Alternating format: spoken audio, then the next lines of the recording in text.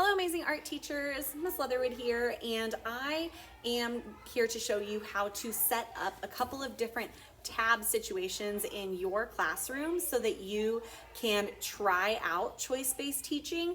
The project that we're working on right now in the blueprints is Artists Work in a Series, where each kid is going to create a series of at least 3 artworks that relate to one another. And I really feel like this lesson, while you could teach it any way you want, I feel like it lends itself really easily to trying out tab and choice-based learning for the first time. So I wanted to give you kind of a little preview of what different ways that you can set up your classroom in order to really get the most out of that type of experience with your kids.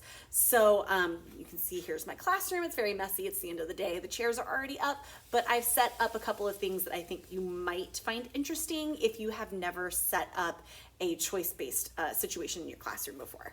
Okay, so one of the ways that I do tab is the buffet system, and that's probably going to be the closest thing to something that you've seen before if you've never done anything choice-based, because it resembles the store that a lot of teachers will do when there's collage and they want to put out all the special collage materials. They'll have like a store where kids can go shopping. So if you're doing buffet system, you're setting up all the available materials in one location, and kids will have something that they can collect their materials on. I have these medical trays that were donated that I can give out to all of the kids, and they can collect what they need. And so they can come up to the buffet, and if they want to do watercolor, they can get all of the supplies that they need, and then they can take it back to their assigned seats. So if you are really locked into the assigned seat situation, then that might be the thing that you want to try. Another way to do tab that will work if you are not quite as locked into the assigned seat situation is having center setup.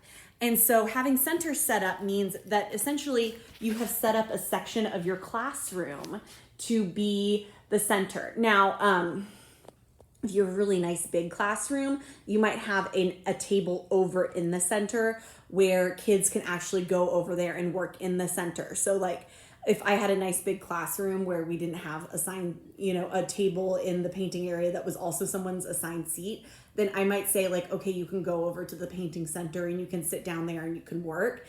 And the kids would, come over to the painting center where all of the painting supplies are, and they would be able to set up at a table and get to work that way. You can see I've got a painting center, and I've also got a collage center. And over here, I have my drawing center with all of my drawing supplies. And sorry, my classroom is very messy right now. I just got a bunch of supplies in. I've got my research center where I've got books. And over here, we have my architecture center, which is where all my Legos and blocks and things are. And my sculpture center is right over here with all of my found object sculpture things and cardboard and all that good stuff. So anyway, that is the center philosophy. Now, I don't have enough space in my classroom to have a true center setup. So the way I've got my center set up is that's where I store everything. That's where it all gets put away. But like this table, kids are assigned to sit there. I don't have a huge classroom. So when I am doing centers, kids will take their work over to close to the center, but they're not working in the center, they're working adjacent to the center. So like for the collage area, they're still taking those bins out and taking them over to the table where they're working on. In this setup, I think it's useful to have a wet side of the room and a dry side of the room. So anybody painting would be on this side of the room, and this would be my wet side of the room. That way, if somebody was working on something that they absolutely would be devastated if it got wet, they could go sit on the other side of the room and be safe from anything that might possibly get wet. If the center setup is just too much and you're not quite there yet, but you know that you want to give them more freedom than the buffet system, you could set up tabletop centers, which is essentially you're taking out the supplies that would go in a center, like for example, painting. So there's my paint supplies that I want to have available. And I'm just putting them at the red table. So kids that want to paint will know that that is the table that they can go to. That way you kind of control the chaos a little bit more. You have them more like contained. You can control who is going where. And you can control the supplies that they have available to them. Because for example, in my paint center, I've got all of the paint brushes and I've got all the temper paint and all of the watercolors and all of the things, and they kind of have free reign over all of that stuff. But if I knew I did not want them to have free reign over all of that stuff, and I wanted it to be easier on myself to not have to put things away that I did not want them to get out, I could just set up a tabletop center and tell them, like, if you want to paint, go to red table and you can use whatever's on that table, and I'm limiting the supplies more. All right, and so you can see I've got set up at a different table. I've got collage things.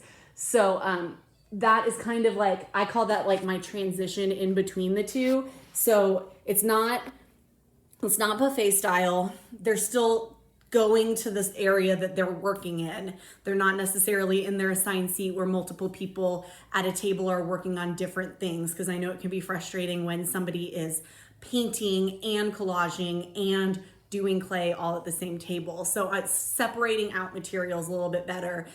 This helps you organize your small groups. Like if you know that there's a group of kids that really need to work on watercolor techniques, and you don't have to gather them up anywhere. They're already gathered because that is where they need to work. So it helps with that, and you don't have to rearrange your entire classroom to get the like center setup going on. So those are just 3 ways that I set up at my tab room, and you can try them out, see what works best for you. Maybe none of them work best for you. The Artist Work in a Series project can absolutely be done in a more teacher-directed way. You know, I just like to give kids a little bit more freedom to make their own choices.